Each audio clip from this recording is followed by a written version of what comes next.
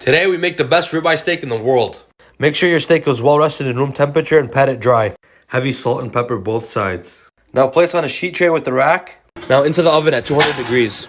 After 50 minutes, I took the steak out with the internal temperatures at medium rare. Now get a really hot pan going. If you have a cast iron, use it. Now add a little oil and your steak.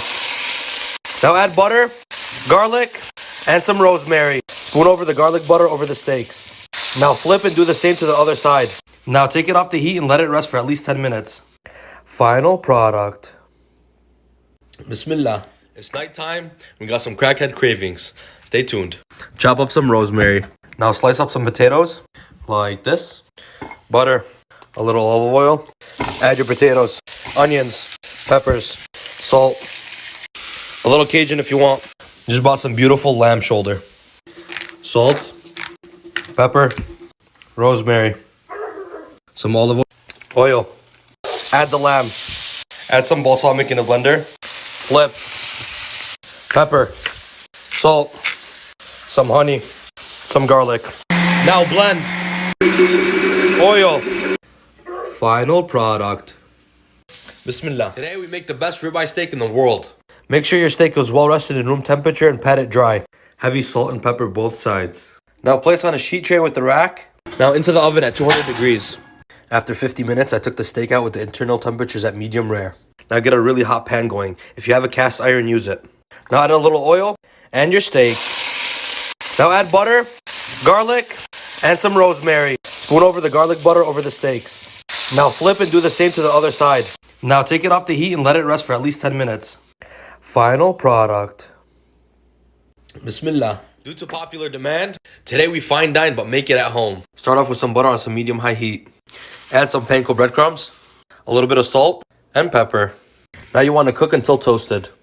Today's protein, rack of lamb. Salt and pepper, both sides, and coat with olive oil. Cast iron skillet and put your lamb. Toast on all sides. Add rosemary to the panko and mix. Remove after you cook the surface. Spread out some mayo or mustard if you like. Now coat with the panko. Place on a rack. Into the oven at 400. Now let's plate to impress. Took a squeeze bottle, made some droplets of balsamic vinaigrette. Now take a chopstick and drag across. Ring mold in the middle. The quinoa salad we made yesterday. Took the lamb out at 120 degrees Fahrenheit and let it rest. And there you have it, folks. Nice little medium rare and final product. Bismillah. Today we make a Valentine's Day dinner. Stay tuned. Let's start off by marinating our New York strip steak. Salt and pepper, a little balsamic vinegar, a little soy sauce, some oil, some garlic powder, and some Cajun. Make sure the steak is evenly coated. Now marinate 4 to 24 hours. Now I have some beautiful tricolor potatoes. Medium-high heat and add the potatoes. Now generously salt, pepper, and Cajun. Bring your steak to room temperature and pat it dry. Now have some beautiful peppery arugula. Add balsamic vinegar, olive oil, pinch of salt, dried figs, and some goat cheese. Now toss and set aside. Cover potatoes after 10 minutes to cook the insides. Now start on the steak. After 10 minutes, add some garlic butter. Made the garlic butter in a different video. Now flip the steak. Remove the steak and let it rest. Now plate the salad. Slice down the steak. Add the crispy potatoes. And now we have final product. Now Bismillah. Today we make a Middle Eastern lamb platter. Start on 1 cup washed rice. 2 cups water and bring to a boil. Grab your lamb and cut vertically across each bone. Now add some salt, pepper, and some olive oil.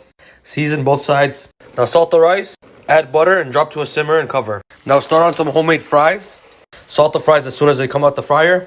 Rice is done after 12 minutes. Now start grilling your lamb chops. To start off with the platter, add your salad of choice. Plate up your rice. Add the lamb chops. Add your choice of hummus or garlic paste. Add your fries. Now we have final product. Now Bismillah. Today we make the beast of all steak, the tomahawk. These have been sitting in the fridge for 2 days, drying out on a rack. I covered them in salt. I'm going to be reverse searing these steaks. I'm actually going to smoke them before I grill them.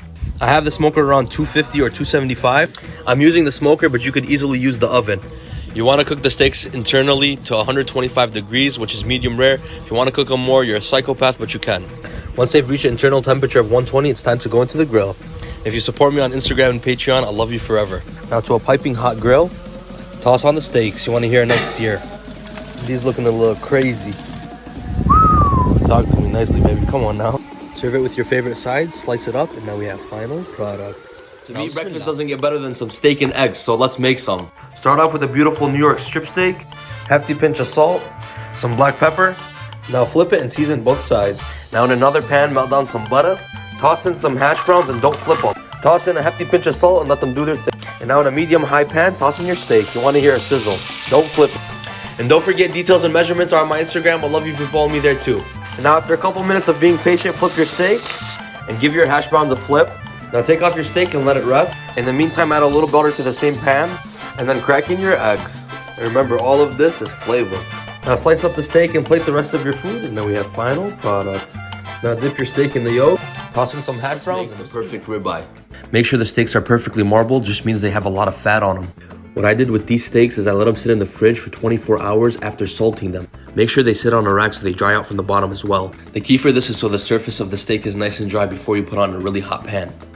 If you buy a nice piece of steak with the proper technique, all you need is salt. I don't want to hear it. And instead of cast iron today, we're using stainless steel. And don't forget, details and measurements on my Instagram. I'd love you if you follow me there too. Now get your pan nice and hot, then add a little oil.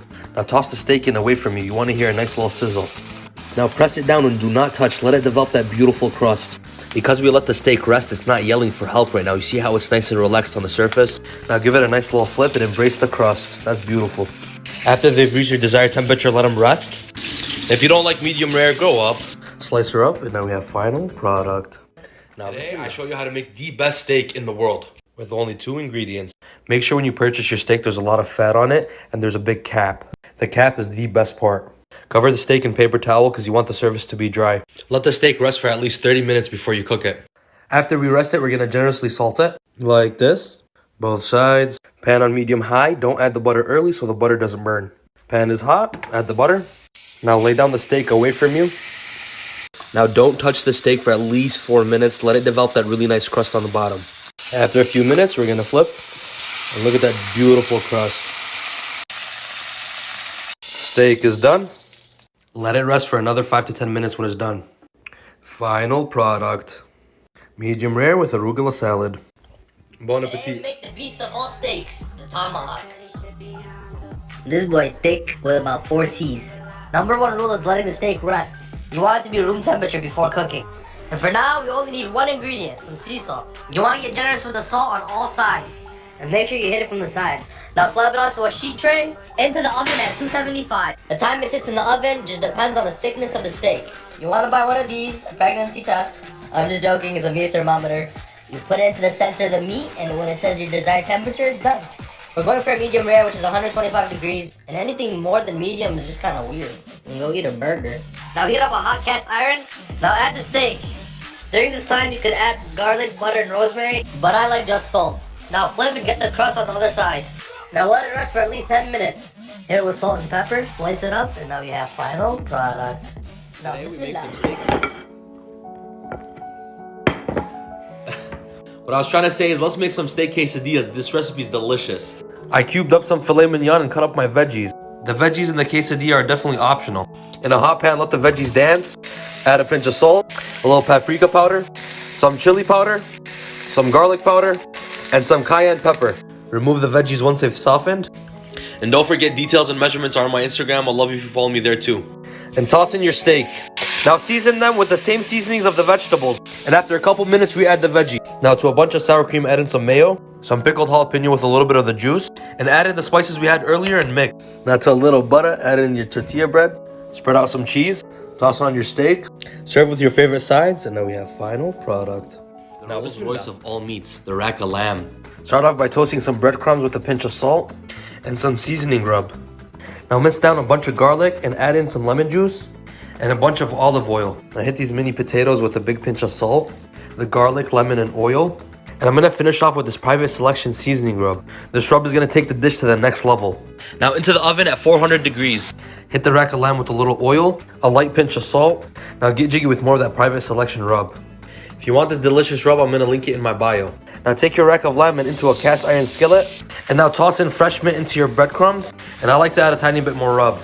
Once the rack of lamb is beautifully crusted from the outside, cover it with mayo or Dijon mustard. Crust it with the breadcrumbs. Lay them on top of the cooking potatoes as a rack. And now back into the oven. Now take the lamb out at 125 degrees and let them rest. And put back the potatoes so they finish cooking. And now we have final product. Now, bismillah.